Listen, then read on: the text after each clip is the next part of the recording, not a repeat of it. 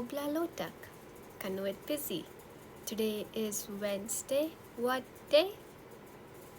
All day today, let's be responsible.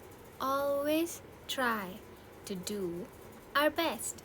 Cooperate with others and let's treat everyone with respect, including ourselves. Let's recap what we already know. We know alerter lives down in our downstairs brain. Hugs lives on our upstairs brain. What about the angernator? Yes, he lives in our downstairs brain.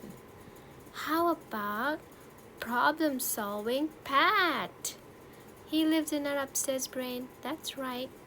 What about calming Chloe? She lives in our upstairs brain. What about Sob? Sobs lives in our downstairs brain. And Fearnator lives in our downstairs brain. And where does the boss go? Boss man lives in our downstairs brain along with all these different characters, whereas focuser lives on our upstairs brain. So just like any house that has upstairs and downstairs needs a staircase to connect, similarly our brain needs to connect our upstairs and downstairs so that all these characters can work together and pass on the information. So this will allow our upstairs brain to try and make more sense of all the big and strong emotions, from angernator, fearnator, alerter, sobs, and they also would figure out how to help when we have like such big emotions. Let's talk about an example. Imagine you and your friends are standing and talking outside your house, and you're having a good time and you're chatting, and you see a pup coming towards your way. All the characters in your brain would go like, "Oh, that's such a cute pup." That would tell the boss man that there is no danger, and boss man would send that message to your upstairs brain and tell them, "No danger here." And that would give your upstairs brain time to stop, think, and process. Hugs might help you help the dog. It might make you realize maybe the dog needs help. Problem solving Pat might give you a solution regarding how to help the pup. Maybe you have seen that pup somewhere. Maybe that pup belongs to your friend or your relative, and you could help the pup meet his family, right?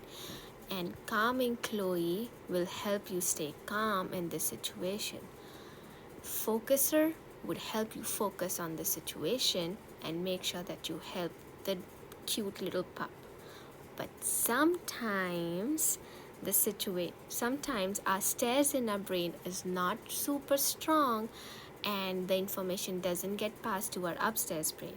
So in a situation like this, a barking dog coming towards your way, and there is no time for the boss man to send the information to the upstairs brain, and it reacts super quickly by either freezing, fighting, or flying, or flopping. So if I was in this situation, I know my brain would just take a flight and I would run as fast as I could because I'm so scared of dogs. Yes, I am. But I know some people might freeze, some people might fight, some people might calm down and use their upstairs brain. But in some situations, it's hard to transfer the information from downstairs brain to the upstairs brain. And this is how all the characters in our brain helps us to stay safe. Do you know the stronger the stairs are, sorry, do you know the stronger the stairs are in our brain, it's easier for our characters to pass information from our downstairs brains to the upstairs brain? Do you know you can make your stairs strong in your brain by practicing calming strategies like deep breathing or by stretching? Even the trusted adults can help you build your stairs. You could talk to them, you can share your feelings, and they can help you calm down, and that would help you build the brain stairs in your brain. Phew, that was a lot of information about our upstairs and downstairs brain and how it connects. Don't worry if you are still a little confused. We'll recap about this tomorrow, okay?